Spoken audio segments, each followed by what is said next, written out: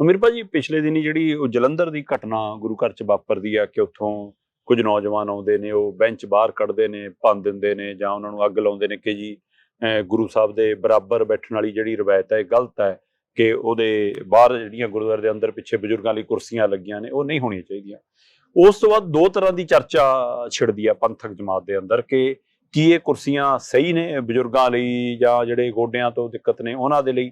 ਦੂਸਰਾ ਨਾਲ ਹੀ ਮਤਲਬ ਕਿ ਇਹ ਸਵਾਲ ਵੀ ਖੜਾ ਹੁੰਦਾ ਕਿ ਇਹ ਨਹੀਂ ਹੋਣੀਆਂ ਚਾਹੀਦੀਆਂ, ਜਦੋਂ ਪਹਿਲਾਂ ਦੀ ਰਵਾਇਤ ਬਣੀ ਹੈ, ਇੱਕ ਮਰਿਆਦਾ ਬਣੀ ਹੈ ਕਿ ਜਿੱਥੇ ਗੁਰੂ ਸਾਹਿਬ ਦਾ ਪ੍ਰਕਾਸ਼ ਹੋਵੇ ਉੱਥੇ ਸਾਰਿਆਂ ਨੇ ਧਰਤੀ ਤੇ ਹੀ ਬੈਠਣਾ ਹੈ, ਫਰਸ਼ ਤੇ ਹੀ ਬੈਠਣਾ ਹੈ, ਥੱਲੇ ਦਰੀ ਵਿਛਾ ਕੇ ਬੈਠਣਾ ਹੈ। ਸੋ ਉਹ ਜਿਹੜੀ ਰਵਾਇਤ ਹੈ ਇਸ ਨੂੰ ਲੈ ਕੇ ਦੋ ਤਰ੍ਹਾਂ ਦੀ ਚਰਚਾ ਛਿੜੀ ਹੈ। ਇਸ ਪੂਰੇ ਮਾਮਲੇ ਨੂੰ ਕਿਵੇਂ ਦੇਖਦੇ ਹੋ? ਅਸਲ 'ਚ ਚਰਚਾ ਤੋਂ ਵੀ ਸਭ ਤੋਂ ਬੜਾ ਪਹਿਲੂ ਇਹ ਹੈ ਕਿ ਉਹਦਾ ਢੰਗ ਤਰੀਕਾ ਕੀ ਹੈ। ਇੱਕ ਤਾਂ ਚਰਚਾ ਇਹ ਹੈਗੀ ਹੋਇਆ, ਵੈਸੇ ਤਾਂ ਸਿੱਖ ਪੰਥਕ ਹਲਕਿਆਂ ਦੇ ਵਿੱਚ ਬਹੁਤ ਮੁੱਦੇ ਇਹੋ ਜਿਹੇ ਨੇ ਜਿਹੜੇ ਅਜੇ ਤੱਕ ਸੋਲਵ ਨਹੀਂ ਹੋਏ ਉਹਨਾਂ ਦੇ ਸੰਵਾਦ ਚੱਲਦਾ। ਮਤਲਬ ਦਸਮ ਗ੍ਰੰਥ ਦੀ ਬਾਣੀ ਨੂੰ ਲੈ ਕੇ ਲੈ ਲਓ, ਉਹਦੇ ਪ੍ਰਕਾਸ਼ ਨੂੰ ਲੈ ਕੇ ਲੈ ਲਓ, ਮਰਿਆਦਾ ਨੂੰ, ਇੱਕ ਅਕਾਲ ਤਖਤ ਦੀ ਮਰਿਆਦਾ, ਦੂਜੀ ਡੇਰਿਆਂ ਦੀ ਮਰਿਆਦਾ, ਉਹਨਾਂ ਨੂੰ ਇੱਕ ਕਰਨ ਦੇ ਮੁੱਦੇ ਤੇ ਲੈ ਲਓ। ਔਰ ਇਸੇ ਤਰੀਕੇ ਦੇ ਨਾਲ ਲੰਗਰ ਛਕਣ ਦਾ ਮਾਮਲਾ ਵੀ ਸੀਗਾ। 2013 ਦੇ ਵਿੱਚ ਜਥੇਦਾਰ ਅਕਾਲ ਤਖਤ ਨੇ ਲੰਗਰ ਜਿਹੜਾ ਮੇਜ਼ਾਂ ਤੇ ਜਾਂ ਕੁਰਸੀਆਂ ਤੇ ਛਕਣ ਦੇ ਖਿਲਾਫ ਇੱਕ ਹੁਕਮਨਾਮਾ ਕੀਤਾ ਸੀ, ਪਰ ਵਿਦੇਸ਼ਾਂ ਦੇ ਵਿੱਚ ਬਹੁਤਾ ਨਹੀਂ ਮੰਨਿਆ ਗਿਆ, ਵਿਰੋਧ ਹੋਇਆ ਉਹਦਾ ਕਾਫੀ ਵੱਡੇ ਪੱਧਰ ਦੇ ਉੱਤੇ। ਔਰ ਉਵੇਂ ਹੁਕਮਨਾਮਾ ਵੀ ਹੈ ਤੇ ਔਰ ਲੋਕ ਆਪਣੇ ਤਰੀਕੇ ਨਾਲ ਉਹਦੇ ਵੀ ਗੱਲ ਕਰਦੇ। ਇਸ ਤਰੀਕੇ ਨਾਲ ਇਹ ਬੈਠਣ ਦਾ ਮਾਮਲਾ ਹੈ ਕਿ ਅੰਦਰ ਗੁਰਦੁਆਰਾ ਸਾਹਿਬ ਦੇ ਲੋਕ ਗੁਰਬਾਣੀ ਸੁਣਨ ਆਉਂਦੇ ਨੇ ਜਾਂ ਔਰ ਬਹੁਤ ਮੇਰੇ ਖਿਆਲ ਪ੍ਰੈਕਟਿਸ ਚ ਸੋਚਿਆ ਹੋਣਾ ਲੋਕਾਂ ਨੇ, ਜਿਹੜੇ ਪ੍ਰਬੰਧਕ ਸੀ ਸਾਰੇ ਕਿਤੇ ਸੀ ਕਿ ਤਕਲੀਫਾਂ ਨੇ ਕਿਸੇ ਦੇ ਗੋਡਿਆਂ ਦੀ, ਕਿਸੇ ਦੇ ਕਿਸੇ ਟਾਈਪ ਦੀ, ਕਿਸੇ ਦੇ ਕਿਸੇ ਕਾਰਨ ਕਰਕੇ ਨਹੀਂ ਬੈਠਿਆ ਜਾ ਰਿਹਾ। ਉਸ ਲਈ ਮੈਨੂੰ ਤਾਂ ਲੱਗਦਾ ਨਹੀਂ ਕਿ ਗੁਰੂ ਦੀ ਬਰਾਬਰੀ ਕਰਨ ਉੱਥੇ ਗੁਰਦੁਆਰਾ ਸਾਹਿਬ ਚਲਾ ਜਾਊਗਾ, ਇੰਨੀ ਹਿੰਮਤ ਕਰਦਾ ਜਾਂ ਸ਼ਰਧਾਲੂ ਜਾਂਦਾ ਨਾਰਮਲੀ ਜਿਹੜਾ ਉਸ ਗੱਲ ਕਰਕੇ। ਔਰ ਇਹ ਇਹੋ ਜਿਹੇ ਮਾਮਲੇ ਨੇ, ਇਹਦੇ ਚ ਮਤਲਬ ਇੱਕ ਸੰਵਾਦ ਦਾ ਸਵਾਲ ਹੈ। ਗੁਰੂ ਨਾਨਕ ਸਾਹਿਬ ਨੇ ਰਸਤਾ ਦੱਸਿਆ, ਜਬ ਲਗ ਦੁਨੀਆ ਰਹੀ ਹੈ ਨਾਨਕ ਕਿਛ ਛੜੀਏ ਕਿਛ ਕਹੀਏ, ਉਹਦਾ ਮਤਲਬ ਉਹਦਾ ਸੰਵਾਦ। ਹੁਣ ਜਲੰਧਰ ਵਾਲੀ ਘਟਨਾ ਦੇ ਵਿੱਚ ਗੁਰਦੁਆਰਾ ਲੋਕਲ ਕਮੇਟੀ ਦਾ ਵੀ ਇਹ ਕਿਹਾ ਜਾ ਰਿਹਾ ਕਿ ਉਹਨਾਂ ਨੇ ਕੋਈ ਰਿਪੋਰਟ ਵੀ ਕੀਤੀ ਹੈ ਕਿ ਸਾਡਾ ਨਹੀਂ ਪੁੱਛਿਆ। ਔਰ ਇਹ ਵੀ ਇੱਕ ਸੂਚਨਾ ਹੈਗੀ ਹੈ ਕਿ ਇਹਦੀ ਟੋਟਲ ਰਿਪੋਰਟ ਇੱਕ ਤਿਆਰ ਕੀਤੀ ਹੈ ਜਿਹੜੀ ਲਾ ਐਂਡ ਆਰਡਰ ਦੇ ਇਸ਼ੂ ਤੇ ਸਿਚੁਏਸ਼ਨ ਤੋਂ ਪੁਲਿਸ ਨੇ ਵੀ ਉਸ ਪੱਧਰ ਦੇ ਉੱਤੇ। ਹੁਣ ਗੱਲ ਕੇਵਲ ਇਹ ਹੈ ਕਿ ਕੌਣ ਅਥਾਰਟੀ ਹੈ ਜਿਹੜੀ ਡਿਸਾਈਡ ਕਰ ਸਕਦੀ ਹੈ ਗੱਲਾਂ। ਤਾਂ ਹੀ ਪੁੱਛਣਾ ਚਾਹੁੰਦਾ ਕਿ ਇੱਕ ਵਾਰ ਸਤਕਾਰ ਕਮੇਟੀ ਦੇ ਹਵਾਲੇ ਨਾਲ ਵੀ ਇੱਕ ਮਾਮਲਾ ਖੜਾ ਹੋਇਆ ਸੀ ਕਿ ਘਰਾਂ ਦੇ ਅੰਦਰੋਂ ਜਿਹੜੇ ਗੁਰੂ ਗ੍ਰੰਥ ਸਾਹਿਬ ਦੇ ਪ੍ਰਕਾਸ਼ ਸੀ, ਨਹੀਂ ਜੀ ਇੱਥੇ ਸਤਕਾਰ ਨਹੀਂ ਗਾ, ਇਸ ਲਈ ਅਸੀਂ ਉਹ ਸੰਭਾਲਣੇ, ਉਹਦੇ ਨਾਂ ਦੇ ਉੱਤੇ ਵੀ ਕਈ ਵਾਰ ਵਿਵਾਦ ਵੀ ਖੜਾ ਰਿਹਾ ਉਹਦੇ ਵਿੱਚੋਂ। ਇਸੇ ਤਰ੍ਹਾਂ ਹੁਣ ਇਸ ਮਸਲੇ ਨੂੰ ਲੈ ਕੇ ਕਿ ਕੀ ਇਹ ਗੁਰਦੁਆਰਾ ਕਮੇਟੀਆਂ ਨਾਲ ਤਾਲਮੇਲ ਕਰਕੇ ਹੋ ਰਿਹਾ ਜਾਂ ਕੀ ਇਹ ਸ਼੍ਰੋਮਣੀ ਕਮੇਟੀ ਔਰ ਅਕਾਲ ਤਖਤ ਦੀ ਇਹਦੇ ਵਿੱਚ ਕੋਈ ਭੂਮਿਕਾ ਹੈ, ਜਾਂ ਅਕਾਲ ਤਖਤ ਤੇ ਸ਼੍ਰੋਮਣੀ ਕਮੇਟੀ ਇਸ ਮਸਲੇ ਤੇ ਚੁੱਪ ਕਿਉਂ ਹੈ? ਜਥੇਦਾਰ ਵੀ ਨਹੀਂ ਬੋਲਦੇ, ਕਮੇਟੀ ਨਹੀਂ ਬੋਲਦੀ, ਉਹਨਾਂ ਦੀ ਚੁੱਪੀ ਦਾ ਕਾਰਨ ਕੀ ਹੈ? ਨਹੀਂ, ਇਹ ਤੋਂ ਪਹਿਲਾਂ ਪੰਥਕ ਤੌਰ ਤਰੀਕੇ ਨੇ ਚੀਜ਼ਾਂ ਨੂੰ ਹੱਲ ਕਰਨ ਦੇ। ਕੁਝ ਮਸਲੇ ਇਹੋ ਜਿਹੇ ਹੁੰਦੇ ਸੀ ਕਿ ਜਥੇਦਾਰ ਉੱਥੇ ਜਾ ਕੇ ਸੰਗਤੀ ਰੂਪ ਦੇ ਵਿੱਚ ਲੋਕ ਬੈਠਦੇ ਸੀ, ਮਿਸਲਾਂ ਦੇ ਸਮੇਂ ਤੋਂ ਮਿਸਲਾਂ ਵੀ ਇਕੱਠੀਆਂ ਬੈਠਦੀਆਂ ਸੀ, ਜਾਂ ਸਰਬੱਤ ਖਾਲਸਾ ਦੇ ਵਿੱਚ ਡਿਸਾਈਡ ਹੁੰਦੇ ਸੀ ਉਸ ਮਸਲੇ, ਉਸ ਮਾਮਲੇ ਦੇ ਵਿੱਚ ਪੰਜ ਪ੍ਰਧਾਨੀ ਤਰੀਕੇ ਨਾਲ ਡਿਸਾਈਡ ਹੁੰਦੇ ਸੀ ਬੈਠ ਕੇ ਸਾਰੇ ਲੋਕਾਂ ਦੇ, ਜਿੰਨੇ ਵੀ ਪੰਥਕ ਜਥੇਬੰਦੀਆਂ ਨੇ ਉਹਨਾਂ ਨੂੰ ਵੀ ਠੀਕ ਕਰਨ ਦਾ ਸਵਾਲ ਹੈ। ਔਰ ਜਾਂ ਫਿਰ ਮਾਮਲੇ ਲੋਕ ਤਖਤਾਂ ਦੇ ਜਥੇਦਾਰਾਂ ਕੋਲ ਲੈ ਕੇ ਜਾਂਦੇ ਸੀ ਕਿ ਉਹਨਾਂ ਕੋਲ ਇੱਕ ਗੱਲ ਜਾਂਦੀ ਹੈ ਤੇ ਉਹ ਬੈਠ ਕੇ ਗੱਲ ਕਰਦੇ ਨੇ ਤੇ ਜੋ ਵੀ ਫੈਸਲਾ ਹੈ ਫਿਰ ਸ਼੍ਰੋਮਣੀ ਗੁਰਦੁਆਰਾ ਪ੍ਰਬੰਧਕ ਕਮੇਟੀ ਉਹਨੂੰ ਲਾਗੂ ਕਰਵਾਉਂਦੀ। ਪ੍ਰਬੰਧਕ ਕਮੇਟੀ ਦਾ ਮਤਲਬ ਪ੍ਰਬੰਧ ਵਾਲੇ ਕੰਮ ਉਹਨਾਂ ਨੇ ਦੇਖਣੇ, ਉਹ ਜਿਹੜੇ ਪ੍ਰਬੰਧ ਵਾਲੇ ਕੰਮ ਫਿਰ ਸ਼੍ਰੋਮਣੀ ਕਮੇਟੀ ਨੇ ਦੇਖਣੇ ਹੁੰਦੇ ਨੇ। ਇੱਕ ਤਰੀਕਾ ਸਾਰੀਆਂ ਤਰ੍ਹਾਂ ਚੁੱਪ ਨੇ। ਹੁਣ ਜੇ ਇਹ ਤਰ੍ਹਾਂ ਨਹੀਂ ਕੁਝ ਕਹਿ ਰਿਹਾ, ਕੀ ਕਹਿਣਾ ਤੁਸੀਂ, ਕਿਹੜੇ ਪੱਖ ਚੋਂ ਕਿਹੜੇ ਨਹੀਂ, ਇੱਕ ਐਮੀਕੇਬਲੀ ਆਪਸਦਾਰੀ ਨਾਲ ਕੋਈ ਤਰੀਕਾ ਹੱਲ ਹੁੰਦਾ ਹੈ। ਹੁਣ ਇੱਕ ਤਰੀਕਾ ਇਹ ਹੁੰਦਾ ਕਿ ਕੱਲ ਨੂੰ ਕੋਈ ਵੀ ਬੰਦੇ ਜਾਂਦੇ ਨੇ ਜਿਹੜੇ ਮਰਜੀ, ਉਹ ਹੋਣਗੇ ਤਾਂ ਪੰਥਕ ਹੀ ਸਿੱਖੀ ਸਰੂਪ ਸਾਰਾ ਕੁਝ ਉਹ ਕਹਿਣਗੇ ਇਹੀ। ਉਹ ਸਤਕਾਰ ਕਮੇਟੀ ਦੀ ਗੱਲ ਠੀਕ ਹੈ ਕਿ ਪਹਿਲਾਂ ਇੱਕ ਇਹੋ ਜਿਹੇ ਕੇਸ ਸਾਹਮਣੇ ਆਏ ਜਿਹਦੇ ਕਰਕੇ ਬਹੁਤ ਬੇਇੱਜ਼ਤੀ ਵੀ ਹੋਈ। ਬਿਲਕੁਲ, ਕਈ ਬਜ਼ੁਰਗ ਬੰਦੇ ਨੇ ਕੁੱਟ ਤੇ ਮਾਰ ਤੇ ਜਲੀਲ ਕੀਤੇ ਔਰ ਜਿਨ੍ਹਾਂ ਨੂੰ ਕਿਹਾ ਕਿ ਇਹ ਹੁਣ ਗੁਰੂ ਗ੍ਰੰਥ ਸਾਹਿਬ ਨੂੰ ਐ ਸਤਿਕਾਰ ਦਿਵਾਇਆ ਜਾਂਦਾ, ਸਤਿਕਾਰ ਉਹਨਾਂ ਦਾ ਲੋਕਾਂ ਦੇ ਗੁਰੂ ਦੇ ਤੌਰ ਤੇ ਧੁਰ ਅੰਦਰ ਤੱਕ ਲੋਕ ਉਹ ਬੰਦੇ ਨੇ ਜਾਂ ਹੋਰ ਹੋਈ ਉਹਦੀਆਂ ਸਜ਼ਾਵਾਂ ਹੋਰ ਤਰੀਕੇ ਦੀਆਂ ਨੇ। ਕਿਸੇ ਇੱਕ ਗਰੁੱਪ ਨੂੰ ਕਿਹਨੇ ਦਿੱਤਾ ਕਿ ਤੂੰ ਸਤਿਕਾਰ ਕਰਨ ਦੇ ਲਈ ਤੂੰ ਜੋ ਮਰਜ਼ੀ ਕਰੇਗਾ, ਹਨਾ। ਔਰ ਇਹਦੇ ਮਾਮਲੇ ਦੇ ਵਿੱਚ ਇਹ ਜ਼ਰੂਰ ਚੀਜ਼ ਹੈ ਹੁਣ ਕਿ ਜਿਹੜੇ ਇਹ ਤਰੀਕੇ ਪੈਦਾ ਹੋ ਜਾਣਗੇ ਫਿਰ ਤਾਂ ਜਿਹੜੀਆਂ ਗੁਰਦੁਆਰਾ ਪ੍ਰਬੰਧਕ ਕਮੇਟੀਆਂ ਨੇ, ਜਿਹੜੀਆਂ ਤਾਂ ਸ਼੍ਰੋਮਣੀ ਕਮੇਟੀ ਦੇ ਗੁਰਦੁਆਰੇ ਨੇ ਜੀ, ਉਹ ਸ਼੍ਰੋਮਣੀ ਕਮੇਟੀ ਪ੍ਰਬੰਧਕ ਹੈ ਉੱਥੇ, ਉਹ ਕੀ ਇਸ ਪਾਸੇ ਵੱਲ ਕੀ ਸੋਚਦੀ ਹੈ। ਜਿਹੜੇ ਸਥਾਨਕ ਗੁਰਦੁਆਰੇ ਨੇ ਪਿੰਡਾਂ ਦੇ ਮੁਹੱਲਿਆਂ ਦੇ ਬਾਕੀ ਉਹ ਕਿਵੇਂ ਉੱਥੇ ਵੀ ਪ੍ਰਬੰਧਕ ਕਮੇਟੀਆਂ ਨੇ, ਉਹ ਵੀ ਕੋਈ ਮਰਿਆਦਾ ਨੂੰ ਫੋਲੋ ਕਰਦੇ ਨੇ ਕਿਸੇ ਨਾ ਕਿਸੇ ਰੂਪ ਦੇ ਵਿੱਚ। ਇੱਕ ਗੱਲ ਤਾਂ ਜਾਂ ਤਾਂ ਇਹ ਇੱਕ ਮਰਿਆਦਾ ਬਣਾ ਲਈ ਜਾਏ, ਜਿਹੜੇ ਵੀ ਅਜੇ ਤੱਕ ਹਾਲਾਂਕਿ ਮਰਿਆਦਾ ਸਾਰੇ ਕਿਤੇ ਬਣੀ ਨਹੀਂ, ਜਿਹੜੀ ਅਕਾਲ ਤਖਤ ਸਾਹਿਬ ਦੀ ਮਰਿਆਦਾ ਹੈ ਪੰਜਾਬ ਦੇ ਕਿੰਨੇ ਡੇਰਿਆਂ 'ਚ ਜਾਂ ਪੰਜਾਬ ਤੋਂ ਬਾਹਰ ਡੇਰਿਆਂ 'ਚ ਕਿਹੜੀ ਮਰਿਆਦਾ ਉਹ ਨਹੀਂ, ਪੰਜੇ ਤਖਤਾਂ 'ਚੋਂ ਜਿਹੜੇ ਪੰਜਾਬ ਤੋਂ ਬਾਹਰ ਵਾਲੇ 2 ਤਖਤ ਨੇ ਉੱਥੇ ਵਾਲਾ ਕਈ ਵਾਰ ਸਵਾਲ ਉੱਠਦਾ ਉਹ ਵੀ ਹੋਰ ਚੱਲ ਰਹੀ ਹੈ ਅਜੇ ਤੱਕ ਬੈਠ ਕੇ ਜਿਹੜੀ। ਜਾਂ ਫਿਰ ਇੱਕ ਤਰੀਕਾ ਇਹ ਹੁੰਦਾ ਕਿ ਜਥੇਦਾਰ ਅਕਾਲ ਤਖਤ ਵੱਲੋਂ ਜਾਂ ਕਿਤੋਂ ਵੀ ਇੱਕ ਸਿੱਖ ਵਿਦਵਾਨਾਂ ਦੀ ਕਮੇਟੀ ਬਣਦੀ ਹੈ ਕਿ ਇਹੋ ਜਿਹੇ ਜਿਹੜੇ ਮੁੱਦੇ ਨੇ ਜਿਹੜੇ ਬਾਰ-ਬਾਰ ਵਿਵਾਦਤ ਬਣਦੇ ਨੇ, ਜਿਹੜੇ ਕੌਮੀ ਉਹਦੇ ਵਿੱਚ ਹੀ ਟਕਰਾਅ ਦਾ ਕਾਰਨ ਬਣਦੇ ਨੇ, ਆਪਸਦਾਰੀ ਦੇ ਵਿੱਚ ਹੀ ਉਹ ਮਤਲਬ ਪੈਦਾ ਹੋ ਜਾਂਦੀ ਹੈ ਕਿ ਕੁੜੱਤਣ ਜਿਹੜੀ ਹੈ ਜਦੋਂ ਤੁਸੀਂ ਕਰਦੇ ਹੋ, ਤਾਂ ਕਿਸੇ ਵੀ ਬੰਦੇ ਨੂੰ ਕਿਸੇ ਵੀ ਕਾਰਨ ਕਰਕੇ ਜਿੱਡਾ ਮਰਜ਼ੀ ਉਹਦਾ ਪ੍ਰਭਾਵ ਹੋ ਜੇ, ਜਿੱਡਾ ਮਰਜ਼ੀ ਤਾਕਤਵਰ ਹੋ ਜੇ, ਉਹਨੂੰ ਹੱਕ ਕੌਣ ਦਿੰਦਾ ਹੈ? ਕੌਮ ਦੇ ਫੈਸਲੇ ਹੱਲ ਕਰਨ ਦੇ। ਔਰ ਕੌਮ ਆਪਣੇ ਫੈਸਲੇ ਲਈ ਕੋਈ ਤਰੀਕਾ ਲੱਭਦੀ ਹੈ ਨਾ। ਇੱਕ ਜ਼ਮਾਨੇ ਦੇ ਗੁਰੂ ਸਾਹਿਬ ਤਾਂ ਹੈਗੇ ਹੀ ਨੇ, ਫਿਰ ਗੁਰੂ ਗ੍ਰੰਥ ਸਾਹਿਬ ਹੈ। ਗੁਰੂ ਗ੍ਰੰਥ ਸਾਹਿਬ ਦੀ ਤਾਬੇਦਾਰੀ 'ਚ ਜੇ ਉਹ ਸਾਰੇ ਬੈਠਦੇ ਨੇ, ਬੈਠ ਕੇ ਉੱਤੇ ਚਰਚਾ ਕਰਦੇ ਨੇ, ਦਿਮਾਗ ਲੜਾਉਂਦੇ ਨੇ, ਸਾਰੇ ਇਤਿਹਾਸ ਕੀ ਕਹਿੰਦਾ ਹੈ, ਪ੍ਰੈਜੈਂਟ 'ਚ ਕੀ ਸਾਰਾ ਕੁਝ ਇਤਿਹਾਸਕ ਰੱਖਣਾ ਹੈ, ਜਾਂ ਇਹਦੇ 'ਚ ਜੇ ਕੋਈ ਹਾਲਾਤ ਦੇ ਮੁਤਾਬਕ ਕੋਈ ਤਬਦੀਲੀ ਕਰਨੀ ਹੈ, ਕਿਤੇ ਉਹਦੇ ਵਿਰੋਧ 'ਚ ਤਾਂ ਨਹੀਂ ਚਲੀ ਜਾਊਗੀ। ਉਹ ਸਾਰੀਆਂ ਚੀਜ਼ਾਂ ਤੇ ਇੱਕ ਟਾਈਮ ਲੱਗਣਾ ਚਾਹੀਦਾ ਹੈ, ਮੰਥਨ ਹੋਣਾ ਚਾਹੀਦਾ, ਸਾਰੀਆਂ ਚੀਜ਼ਾਂ ਦੀ ਗੱਲ ਹੋਣੀ ਚਾਹੀਦੀ ਹੈ। ਫਿਰ ਸਰਬਸੰਮਤੀ ਦੇ ਨਾਲ ਉਹ ਇੱਕ ਸਭ ਤੇ ਇੱਕੋ ਲਾਗੂ ਕਰਨ ਦੀ ਗੱਲ ਹੁੰਦੀ ਹੈ ਕਿ ਹਾਂ ਹੁਣ ਆਪਾਂ ਇਹ ਲਾਗੂ ਕਰਾਂਗੇ। ਤਾਂ ਮਰਿਆਦਾਵਾਂ ਦੇ ਸਵਾਲ ਤੇ ਕਿਉਂ ਇਹ ਗੱਲ ਨਹੀਂ ਹੁੰਦੀ ਕਦੇ? ਮੈਂ ਉਹੀ ਭਾਜੀ, ਮਰਿਆਦਾ ਕਿੰਨੇ ਹੀ ਮਸਲੇ ਪਿੱਛੇ ਲੰਮੇ ਸਮੇਂ ਤੋਂ ਖੜੇ ਨੇ, ਚਾਹੇ ਉਹ ਗੁਰੂ ਗ੍ਰੰਥ ਸਾਹਿਬ ਦੇ ਪ੍ਰਕਾਸ਼ ਦਾ ਮਸਲਾ ਹੋਵੇ, ਚਾਹੇ ਉਹ ਘਰਾਂ 'ਚ ਗੁਰੂ ਗ੍ਰੰਥ ਸਾਹਿਬ ਨੂੰ ਰੱਖਣ ਨੂੰ ਲੈ ਕੇ ਸਵਾਲ ਹੋਵੇ, ਚਾਹੇ ਉਹ ਵਿਦੇਸ਼ਾਂ 'ਚ ਛਾਪਣ ਦਾ ਮਸਲਾ ਹੋਵੇ, ਜਾਂ ਵਿਦੇਸ਼ਾਂ 'ਚ ਲੈ ਕੇ ਕਿਵੇਂ ਜਾਣਾ ਉਹਦਾ ਮਸਲਾ ਹੋਵੇ। ਫਿਰ ਇਸੇ ਤਰ੍ਹਾਂ ਹਾਲ ਹੀ ਦੇ ਵਿੱਚ ਜਿਹੜੇ ਹੁਣ ਆਹ ਮਸਲੇ ਆਏ ਨੇ, ਤੁਸੀਂ ਕਹਿ ਰਹੇ ਹੋ ਕਿ ਵਿਦੇਸ਼ਾਂ ਨੇ ਨਹੀਂ ਉਹ ਮੰਨਿਆ ਕਿ ਹਾਂ ਮੇਜ਼ਾਂ ਤੇ ਬੈਠ ਕੇ ਰੋਟੀ, ਪਰ ਚੰਡੀਗੜ੍ਹ ਦੇ ਗੁਰੂ ਘਰਾਂ ਦੇ ਵਿੱਚ ਆਪਾਂ ਦੇਖਿਆ ਪਿਛਲੇ ਲੰਮੇ ਸਮੇਂ ਤੋਂ ਚੱਲਦਾ ਸੀ ਕਿ ਹਾਂ ਥੱਲੇ ਭਾਈ ਪੂਰੇ ਵਿਆਹ ਵਾਲੇ, ਪਰ ਹੁਣ ਤਾਂ ਪੰਜਾਬ ਦੇ ਹਰ ਗੁਰੂ ਘਰ 'ਚ ਆਪਾਂ ਦੇਖਦੇ ਹਾਂ ਜਦੋਂ ਕਿਸੇ ਦਾ ਭੋਗ ਵਿਆਹ ਕੋਈ ਸਮਾਗਮ ਹੁੰਦਾ ਉੱਥੇ ਪੰਗਤ ਵਾਲਾ ਲੰਗਰ ਲੱਗਦਾ ਹੀ ਨਹੀਂਗਾ।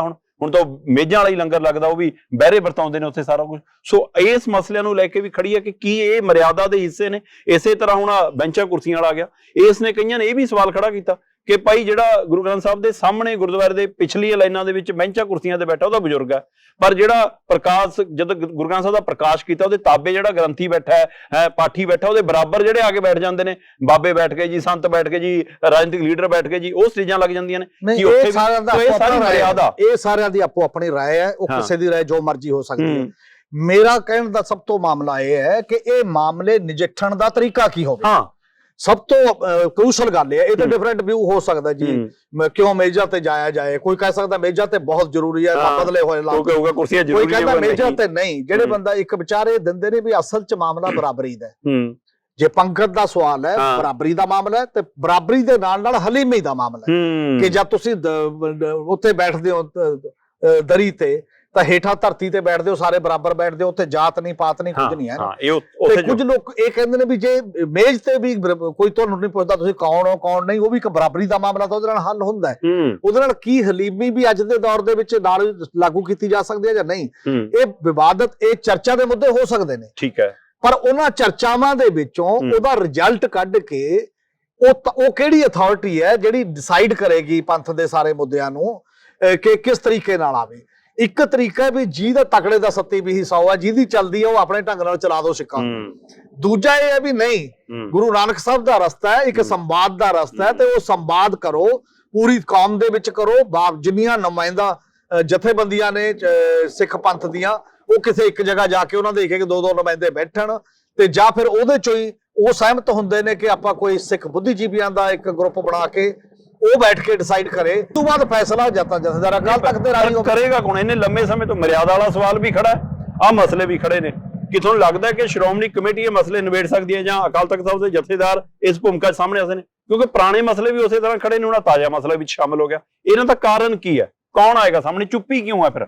ਨਹੀਂ, ਚੁੱਪੀ ਤਾਂ ਇਸ ਗੱਲ ਤੇ ਹੈ ਨਾ ਕਿ ਮੰਨਿਆ ਜਾ ਰਿਹਾ ਕਿ ਜਥੇਦਾਰ ਅਕਾਲ ਤਖਤ ਜਾਂ ਬਾਕੀ ਜਥੇਦਾਰ ਲਾਉਣ ਦਾ ਤਰੀਕਾ ਤੇ ਉਹਨਾਂ ਨੂੰ ਹਟਾਉਣ ਦਾ ਤਰੀਕਾ ਉਹ ਫਾਲਟ ਹੀ ਹੈ। ਬੜੇ ਲੰਬੇ ਸਮੇਂ ਤੋਂ ਇੱਥੇ ਚਰਚਾ ਹੋ ਰਹੀ ਹੈ ਕਿ ਉਹ ਕਿਵੇਂ ਇੱਕ ਤਰਤੀਬ ਉਸ ਲੈਵਲ ਦੀ ਬਣੇ।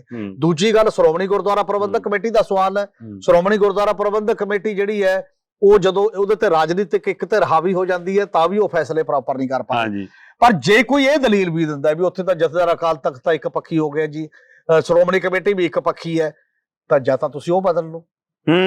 ਉਹਦੇ ਲਈ ਜਦੋਜਹਿਦ ਕਰੋ, ਕੌਮ ਨੂੰ ਤਿਆਰ ਕਰੋ, ਉਹ ਤਿਆਰ ਹੋਏਗੀ ਤੇ ਉਹ ਢਾਂਚਾ ਬਦਲੇਗੀ, ਆਪਣੇ ਤਰੀਕੇ ਨਾਲ ਕਰੇਗੀ, ਉਦੋਂ ਬਾਅਦ ਲਿਆਉਂਗੇ। ਮੰਨ ਲਓ ਇਹ ਦੇਸ਼ ਹੈ, ਹਾਂਜੀ, ਦੇਸ਼ ਦੇ ਵਿੱਚ ਇੱਕ ਸੰਵਿਧਾਨ ਹੈ ਤੇ ਸੰਵਿਧਾਨ ਦੇ ਤੌਰ ਤੇ, ਕਾਨੂੰਨ ਦੇ ਤੌਰ ਤੇ ਕੁਝ ਰਾਈਟ, ਕੁਝ ਹੱਕ ਤੇ ਬਾਕੀ ਚੀਜ਼ਾਂ ਮਿਲੀਆਂ ਨੇ। ਕੋਈ ਕਹਿੰਦਾ ਵੀ ਇਹ ਤਾਂ ਬਹੁਤ ਘਟੀਆ ਬੰਦੇ ਨੇ ਜਿਹੜੇ ਹੁਣ ਚਲਾ ਰਹੇ ਨੇ, ਜਾਂ ਕੋਈ ਹੋਰ ਹੈ, ਇਹ ਨਹੀਂ। ਔਰ ਉਹ ਆਪਣੇ ਹੱਥ 'ਚ ਲੈ ਲੇ, ਉਹਨੂੰ ਆਪਣੇ ਹੱਥ 'ਚ ਲਊਗਾ ਤਾਂ ਆਟੋਮੈਟਿਕਲੀ ਉਹ ਕਾਨੂੰਨ ਮੁਤਾਬਕ ਕਾਰਵਾਈ ਤਾਂ ਹੋਏਗੀ ਨਾ। ਜੇ ਤੁਸੀਂ ਉਹਨੂੰ ਬਦਲਣਾ ਚਾਹੁੰਦੇ ਤਾਂ ਜਦੋਜਹਿਦ ਕਰਦੇ ਹੋ, ਪੀਸਫੁਲ ਜਦੋਜਹਿਦ ਕਰਦੇ ਹੋ, ਕੋਈ ਨਵੀਂ ਧਿਰ ਆ ਜਾਂਦੀ ਹੈ, ਉਹ ਉਹਦੇ 'ਚ ਬਦਲਾਅ ਲਿਆਵੇ। ਜਾਂ ਕੁਝ ਲੋਕ ਇਹ ਕਹਿੰਦੇ ਹਥਿਆਰਬੰਦ ਜਦੋਜਹਿਦ ਕਰਦੇ, ਅਸੀਂ ਰਾਜ ਪਲਟਾ ਕਰਨਾ, ਤਾਂ ਅਸੀਂ ਲਿਆਵਾਂਗੇ। ਤਰੀਕੇ ਨੇ ਨਾ, ਜਦ ਤੁਸੀਂ ਆਓਗੇ ਉਸ ਤਾਕਤ 'ਚ ਤਾਂ ਹੀ ਬਦਲੋਗੇ। ਉਸੇ ਤਰੀਕੇ ਦੇ ਨਾਲ ਜੇ ਕਿਸੇ ਭਾਈਚਾਰਿਆਂ ਦੇ ਵਿੱਚ, ਕਿਸੇ ਪੰਥਕ ਧਿਰ ਸਾਈਡ ਦੇ ਵਿੱਚ ਵੀ ਜਦੋਂ ਤੁਸੀਂ ਇੱਕ ਮਿਹਨਤ ਕਰਦੇ ਹੋ, ਇੱਕ ਅਲਟਰਨੇਟਿਵ ਏਜੰਡਾ ਲਿਜਾਂਦੇ ਹੋ ਲੋਕਾਂ 'ਚ, ਇੱਕ ਅਲਟਰਨੇਟਿਵ ਪ੍ਰੋਗਰਾਮ ਦਿੰਦੇ ਹੋ, ਉਹਦੇ ਤੇ ਲੋਕਾਂ ਨੂੰ ਲਾਮਬੰਦ ਕਰਦੇ ਹੋ। ਇਸੇ ਤਰ੍ਹਾਂ ਲੋਕਾਂ ਦਾ ਭਰੋਸਾ ਹੀ ਹੁੰਦਾ ਉਹ, ਜਦੋਂ ਲੋਕ ਤੁਹਾਡੇ ਨਾਲ ਉਸ ਭਰੋਸੇ 'ਚ ਨੇ, ਫਿਰ ਨਹੀਂ। ਹਾਂ, ਹੁਣ ਅਸੀਂ ਕਿਉਂ ਵਿਰੋਧ ਕਰਦੇ ਆ? ਜੇ ਗਵਰਨਮੈਂਟ ਵੀ ਬਥੇਰੇ ਆ, ਜੇ ਝੂਠੇ ਪੁਲਿਸ ਮੁਕਾਬਲੇ ਨੇ, ਹਾਂਜੀ, ਅਸੀਂ ਕਹਿੰਦੇ ਆ ਨਾ ਕਿ ਤੁਸੀਂ ਕਾਨੂੰਨ ਦੇ ਦਾਇਰੇ 'ਚ ਰਹੋ। ਇੰਨੇ ਬੰਦੇ ਕਿਉਂ ਮਾਰੇ ਤੁਸੀਂ? ਜਿਵੇਂ ਜੂਨ 84 'ਚ ਅਸੀਂ ਇਹ ਕਹਿੰਦੇ ਆ ਨਾ ਕਿ ਤੁਸੀਂ ਮਿਲ ਕੇ ਮਾਰੇ ਨੇ, ਉਹ ਕਤਲੇਆਮ ਹੈ, ਉਹ ਦੰਗੇ ਨਹੀਂ ਆ ਉਸ ਪੱਧਰ ਦੇ ਉੱਤੇ। ਔਰ ਕਿਉਂ ਕਹਿੰਦੇ ਆ? ਕਿਉਂਕਿ ਉਹਦਾ ਪੈਮਾਨਾ ਕੀ ਹੈ ਸਾਡੇ ਕੋਲ? ਉਹ ਸੰਵਿਧਾਨ ਤੇ ਉਹ ਕਾਨੂੰਨ ਹੈ। ਇਸ ਤਰ੍ਹਾਂ ਪੰਥ ਦੇ ਵਿੱਚ ਵੀ ਉਹ ਪੈਮਾਨੇ ਜਿਹੜੇ ਕੌਣ ਸਿਰਜੂਗਾ? ਇੱਥੇ ਸਰਕਾਰ ਨੇ ਤਾਂ ਸਿਰਜਣੇ ਨਹੀਂ, ਇੱਥੇ ਉਹ ਪੰਥਕ ਜਦੋਜਹਿਦਾਂ ਨੇ ਸਿਰਜੇ ਨੇ। ਜਿਹੜੀ ਰਹਿਤ ਮਰਿਆਦਾ ਬਣਾਈ ਹੈ, ਉਹ ਕਿਹਨੇ ਬਣਾਈ ਹੈ? ਉਹ ਪੰਥ ਨੇ ਸੋਚ ਸਮਝ ਕੇ ਇੱਕ ਸਮੇਂ ਬਣਾਈ ਹੈ ਨਾ। ਅਕਾਲ ਤਖਤ ਤੋਂ ਇਹ ਹੋਏਗਾ। ਜੇ ਉਹਦੇ ਕੋਲ ਵੱਖਰੀ ਹੈ ਤਾਂ ਉਹ ਵੱਖਰੀ ਮਰਿਆਦਾ ਵਾਲਿਆਂ ਨੂੰ ਕਿਵੇਂ ਲਾਈਨ 'ਚ ਲਿਆਉਣਾ, ਕਿਵੇਂ ਗੱਲ ਕਰਨੀ ਹੈ, ਉਹਦਾ ਇੱਕ ਤਰੀਕਾ ਦੱਸਿਆ। ਉਹਦਾ ਤਰੀਕਾ ਆਪਸ 'ਚ ਸੰਵਾਦ ਹੈ, ਉਹਦਾ ਤਰੀਕਾ ਸਰਬੱਤ ਖਾਲਸਾ ਦੇ ਰੂਪ 'ਚ, ਉਹਦਾ ਨੁਮਾਇੰਦਾ ਦੇ ਇਕੱਠ ਦੇ ਰੂਪ ਦੇ ਵਿੱਚ ਹੈ। ਤੁਸੀਂ ਜੇ ਉਹ ਤਰੀਕਾ ਅਪਣਾਓਗੇ ਤਾਂ ਜਿਹੜਾ ਟਕਰਾਅ ਦੀ ਹਾਲਤ ਹੈ ਨਾ, ਜਿਹੜੀ ਟਕਰਾਅ ਕਈ ਵਾਰ ਹਿੰਸਕ ਵੀ ਹੁੰਦੀ ਹੈ, ਜਿਹੜੀ ਟਕਰਾਅ ਕਈ ਵਾਰ ਕਾਨੂੰਨ ਵਿਵਸਥਾ ਦਾ ਵੀ ਸਵਾਲ ਹੁੰਦਾ, ਤੇ ਇਹਦੀ ਬਜਾਏ ਇੱਕ ਆਪਸੀ ਭਾਈਚਾਰਕ ਏਕਤਾ ਦਾ ਜਿਹੜਾ ਥੋੜਾ ਇਹ ਕਹਿਣਾ ਕਿ ਮੈਂ 100% ਸਿੱਖ ਆ, ਦੂਜੇ ਨੂੰ ਤਾਂ ਪਤਾ ਹੀ ਕੁਝ ਨਹੀਂ, ਇਹਦੇ ਚੋਂ ਹਉਮੈ ਝਲਕਦੀ ਹੁੰਦੀ ਹੈ ਹਮੇਸ਼ਾ ਹੀ। ਕੋਈ ਬੰਦਾ, ਕੋਈ ਮਨੁੱਖ ਐਡੇ ਜੋਗਾ ਨਹੀਂ ਹੁੰਦਾ, ਜਾਂ ਉਹਦਾ ਹੀ ਇਕੱਲਾ ਗਰੁੱਪ ਐਡੇ ਜੋਗਾ ਕਿਵੇਂ ਹੋ ਸਕਦਾ ਕਿ ਤੁਹਾਨੂੰ, ਤੁਸੀਂ ਗੁਰੂ ਨਹੀਂ ਨਾ ਹੋ, ਨਾ ਗੁਰੂ ਦੇ ਬਰਾਬਰ ਤੁਸੀਂ ਲਿਆਕਤ ਆਪਣੇ ਆਪ ਨੂੰ ਪ੍ਰਗਟ ਕਰ ਸਕਦੇ ਹੋ, ਜਾਂ ਜਿਹੜਾ ਵੀ ਚੀਜ਼ਾਂ ਕੋਈ ਕਰੋਗੇ। ਤੁਸੀਂ ਇੱਕ ਪੰਥ 'ਚ, ਇੱਕ ਲੋਕ, ਇੱਕ ਸੰਗਤ 'ਚ ਯਕੀਨ ਰੱਖੋਗੇ, ਬਸ। ਗੁਰੂ ਨੇ ਵੀ ਇਹੀ ਕਿਹਾ, ਸੰਗਤ ਤੇ ਪੰਗਤ। ਔਰ ਗੁਰੂ ਵੀ ਵਿਸਵੇ, ਸੰਗਤ ਇੱਕ ਹੀ ਵਿਸਵੇ। ਸੰਗਤ ਨੂੰ ਉਹਦਾ ਉਦੋਂ ਵੱਡਾ ਰੁਤਬਾ ਦਿੱਤਾ।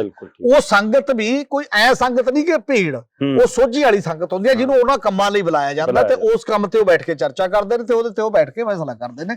ਇਸੇ ਕਰਕੇ ਜਿਹੜੇ ਇਹ ਮੁੱਦੇ ਨੇ, ਕੱਲ ਨੂੰ ਉਹ ਉਸ ਲੈਵਲ ਦੇ ਮੁੱਦੇ ਬਣ ਜਾਣ, ਟਕਰਾਅ ਦੇ ਮੁੱਦੇ, ਕੱਲ ਨੂੰ ਉਹ ਕਮਿਊਨਿਟੀ ਦੇ ਵਿੱਚ ਹੀ ਦੋ ਧੜਿਆਂ 'ਚ ਜਾਂ ਦੋ ਤੋਂ ਵੱਧ ਧੜਿਆਂ ਦੇ ਵਿੱਚ ਟਕਰਾਅ ਕਰਾ ਦੇਣ, ਫਿਰ ਕਾਨੂੰਨ ਵਿਵਸਥਾ ਦੇ ਮੁੱਦਾ ਬਣ ਜਾਂਦਾ, ਫਿਰ ਅਲੱਗ ਮੁੱਦਾ ਬਣ ਜਾਂਦਾ, ਤਾਂ ਲੋਕਾਂ ਦੇ ਹੋਰ ਜਿੰਨੇ ਸਰੋਕਾਰ ਨੇ ਫਿਰ ਉਹ ਧਰੇ ਧਰਾਏ ਰਹਿ ਜਾਂਦੇ ਨੇ, ਜਿੰਨੇ ਵੀ ਬਹੁਤ ਵੱਡੇ ਮੁੱਦੇ ਨੇ। ਔਰ ਇਹ ਕ੍ਰਾਈਸਿਸ ਚੱਲ ਰਿਹਾ, ਲੀਡਰਸ਼ਿਪ ਦਾ ਕ੍ਰਾਈਸਿਸ, ਧਾਰਮਿਕ ਤੌਰ ਤੇ ਵੀ ਹੈ, ਲੀਡਰਸ਼ਿਪ ਦਾ ਕ੍ਰਾਈਸਿਸ ਸਿਆਸੀ ਤੌਰ ਤੇ ਵੀ ਹੈ, ਸਮਾਜਿਕ ਤੌਰ ਤੇ ਵੀ ਹੈ, ਕਿਰਦਾਰਾਂ ਦਾ ਸਵਾਲ ਵੀ ਹੈ। ਇਹ ਸਾਰੇ ਸਵਾਲਾਂ ਤੇ ਮੈਨੂੰ ਲੱਗਦਾ ਜਿਹੜੇ ਵੀ ਲੋਕ ਨੇ ਉਹਨਾਂ ਨੂੰ ਸਾਹਮਣੇ ਆਉਣ ਦੀ ਲੋੜ ਹੈ। ਬਿਲਕੁਲ, ਸਵਾਲ ਸੀ, ਉਹਨਾਂ ਸਵਾਲਾਂ ਤੇ ਚਰਚਾ ਲੈ ਕੇ ਹਾਜ਼ਰ ਸੀ। ਤੁਸੀਂ ਵੇਖਦੇ ਰਹੋ ਪੰਜਾਬ ਟੈਲੀਵਿਜ਼ਨ। ਬਹੁਤ ਬਹੁਤ ਸ਼ੁਕਰੀਆ ਭਾਜੀ, ਬਹੁਤ ਧੰਨਵਾਦ ਜੀ।